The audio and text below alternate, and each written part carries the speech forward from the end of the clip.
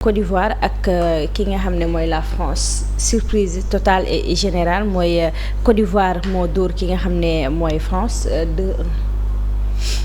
waaw bon alors ma dugal taquet ivoirien gis naa tey benn ivoirien match bi Nantes lañ ko joué. Nantes seen emblème éléphant la. waaw stade de la Bourgeoisie. waaw léegi ñoom ivoirien nee nañu njuumte gi France def mooy ñu woo ab éléphant. ci réew ci dëkk boo xam ne ay éléphant ba dëkk. ba pare ne nañuy xeex ak ginaar. nee na njuumte boobu rek la waa France. bon alors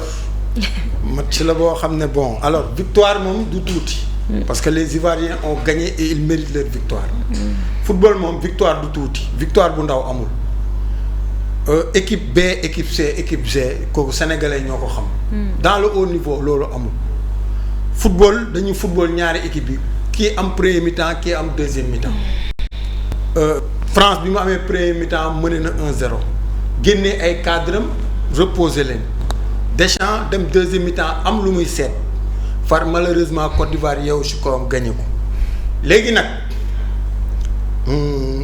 défaite bi. am na loo ci mën a jàng sur un côté positif côté Sénégal. waaye du doon le même match contre le Sénégal parce que France a joué en première mi-temps li joué premier mi-temps c'est 85% li war a joué contre Sénégal te loolu mooy certitude Deschamps te loolu moom la Deschamps calé pour équipe am depuis le mois de mars avec ces 2 matchs amicaux.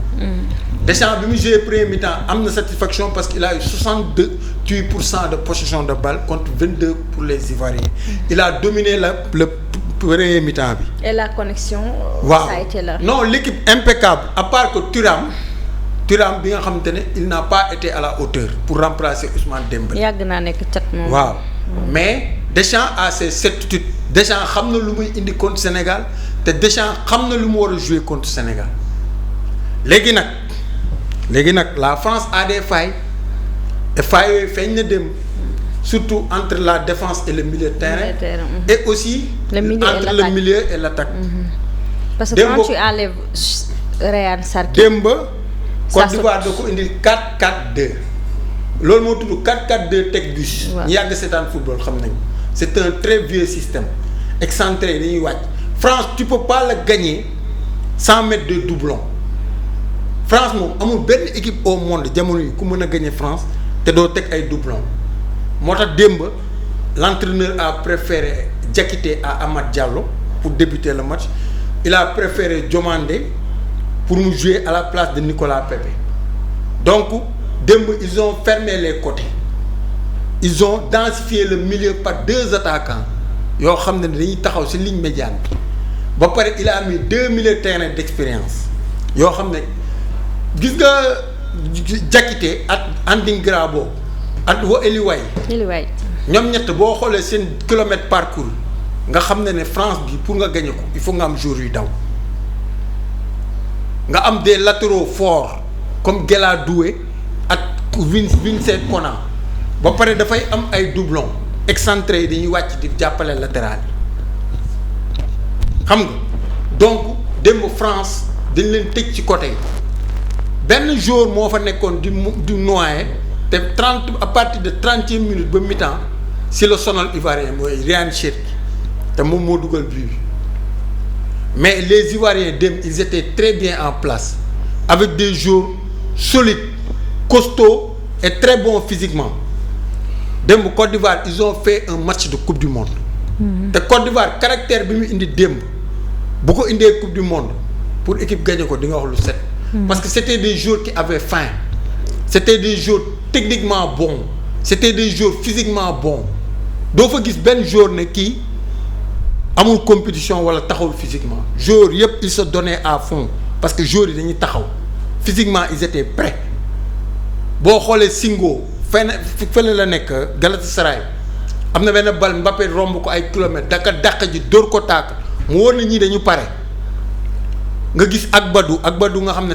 daaw Wolverhampton moo leen sauvé ren ak Trabzonspor le joué un très défenseur très solide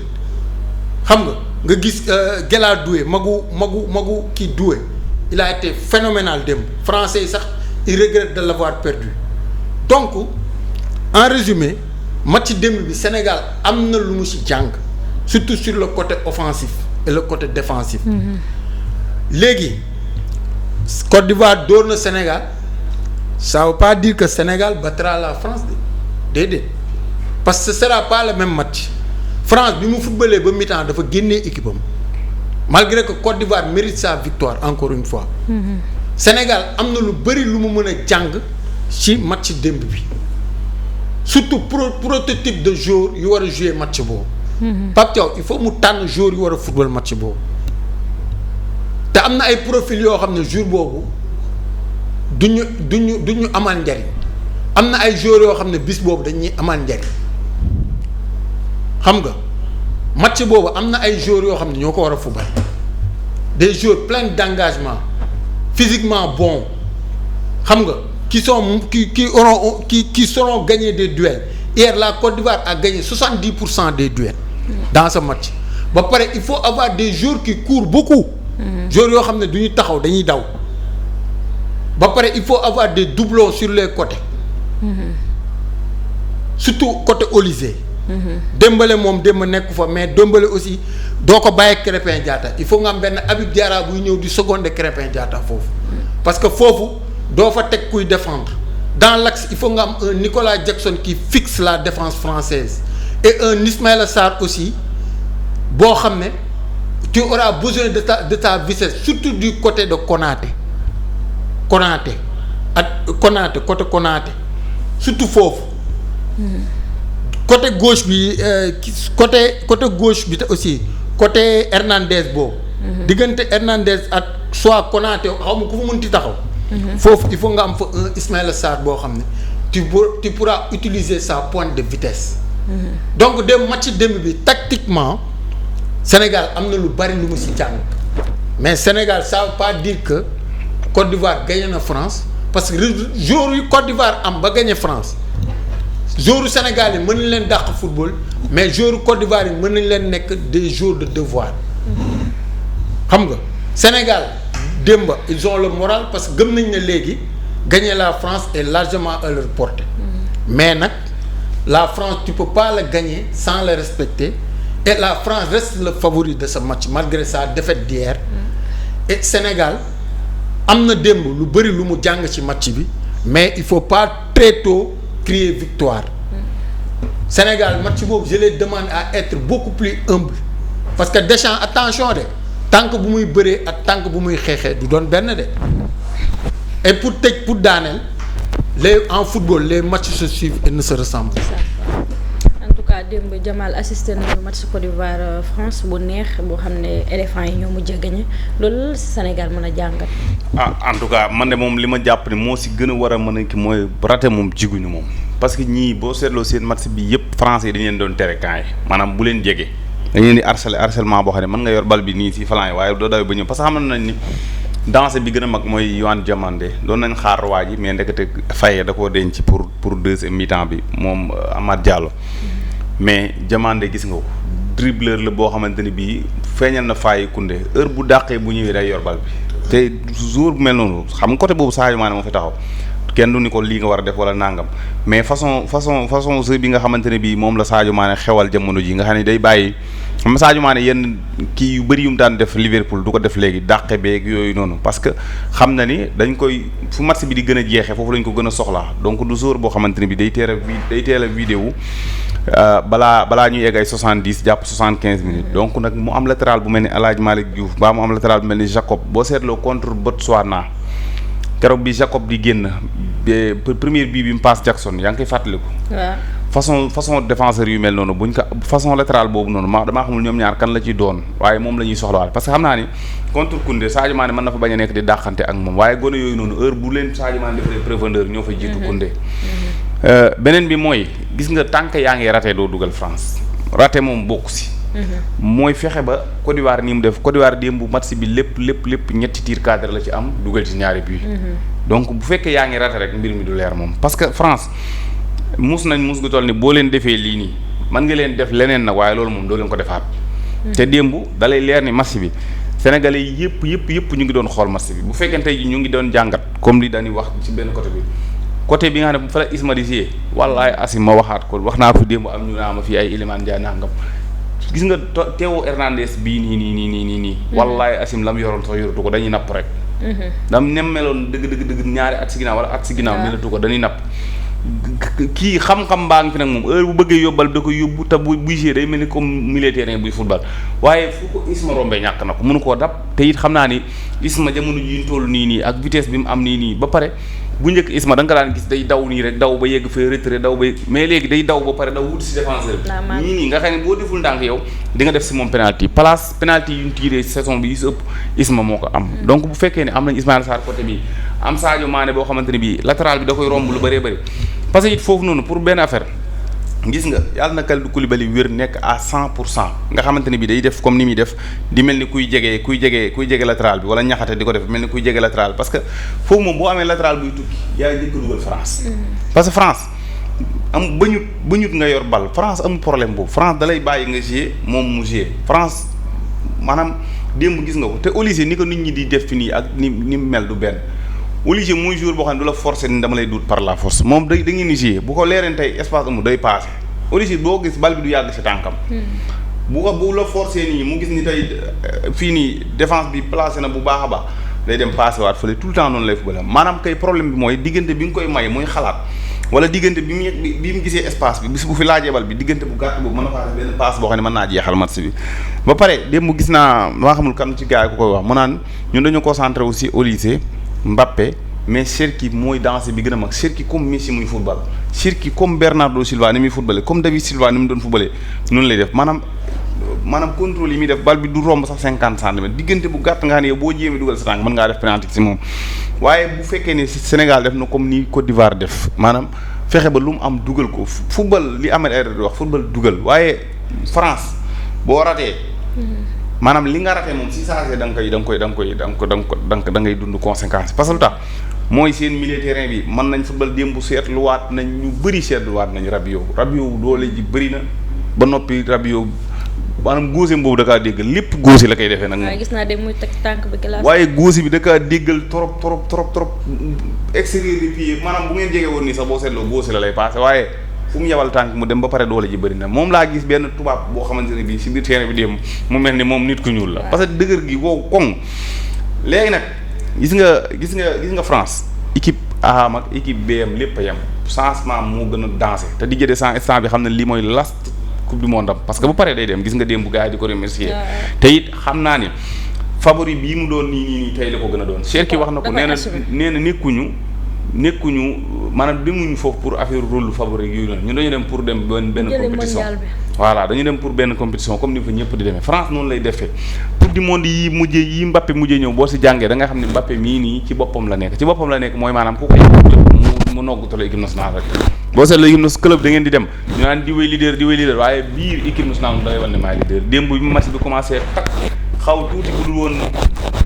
waa ji gaaw Fofana gaaw ñëw dégagé expérience moo tax Côte d'Ivoire tamit démb def nañ lu am solo loo xamante ni bi Sénégal loolu la war a njëkk a def moom mooy fexe ba suñuy passe moom ni français yi di fexe xam français yi ñun ak ñoom lu tax ñuy war a xamante bu yomb mooy ñun ñoo yem ñun ñëpp Afrique lañ dëkk dañoo nekk Europe donc waaye ñun ñëpp Afrique lañ dëkk donc bu fekkee yu bëri yu ñuy tànn ci ay aspect ëppuñ ñu ko démb foofa na ni mu taxawee ba pare foofa na boole si nag foog nga sawar comme caissier mi démb mel ni booy suñ militaire yi moom gëm naa Pape Gueye lool waaye damay bëgg daal ñu fubal comme ni caissier doon def démb Idrissa Gana Gueye jiital booy yi comme ni caissier ni mu doon def démb mook foofa na wan ni booy yi daal yéen bu ngeen demee fee lijjanti leen ko waaye fii si suuf moom dinañ ko gérer voilà affaire bi bu demee noonu rek mën naa yomb si ñun mais daal de toute façon raté moom bokk ci boo ratee benn occasion bala ngay amaat occasion match bi jeex te boobaa dina fekk ñu dugal. en tout cas Cherki ni muy gérer numéro 10 bi.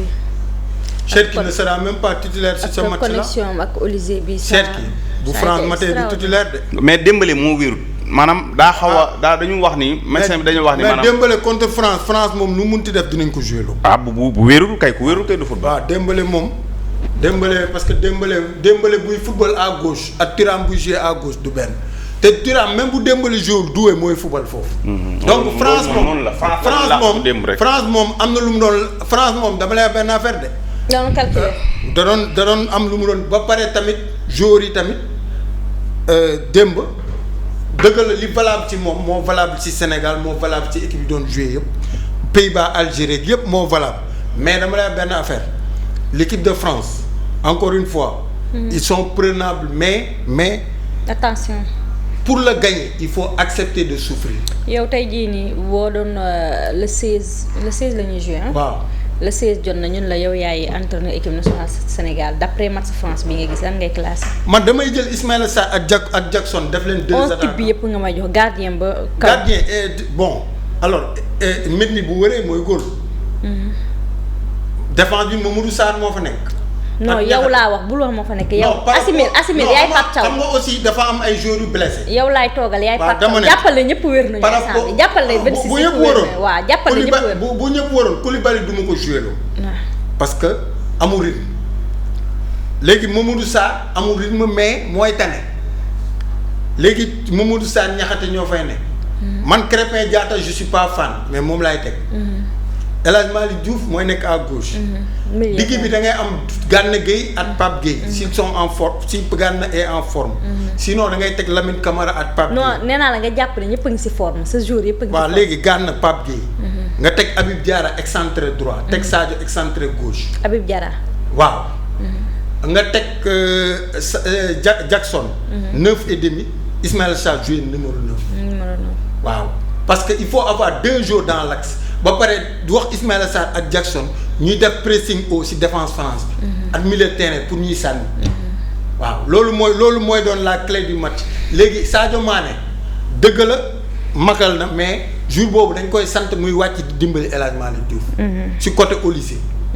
di wax tamit Habib Diarra muy wàcc di dimbali Krépin Diatta parce que Krépin Diatta moom ëpp naa bàyyil ak jour foofu un contre un. ok waaw léegi nga am ñaari milieu de terrain l'expérience de Gana Gueye et la qualité de Pape Gueye sur les relances donc bal bu ñu récupérer Nicolas Jackson day wàcc di ñëw ci ligne médiane bi. di presse mais attention il faut que Sénégal accepte de souffrir sur ce match-là de match boobu Sénégal foog ñu nangu France tu peux pas la gagner en acceptant pas de souffrir te équipe bu Pape Thiaw bi à part finale bi contre Maroc bi Maroc dugalee but benn instant l'équipe du Sénégal bi tàmmuñu souffrir na mais sur ce match-là il faut accepter de souffrir de pour gagner. match boobu si le Sénégal ne souffre pas dans ce match-là il ne gagnera pas ce match est-ce que yaa ngi may dégg yow mami waaw dama ne match boobu démb les Ivoiriens à un moment donné da ngay foog sax fu wëlatuñu bloc bas la ñu def bu wow comme xeer ils ont été patients di marquer di défendre France nag boo ko bëggee gagner il faut faire ce bloc bas là. dañoo comprendre tempo bi quoi non match bi yëpp noonu ngay jouer mais à un moment donné il faut jouer avec un bloc. comprendre kañ ngay accélérer kañ ngay bloc bas kañ ngay kii waaw voilà ba pare.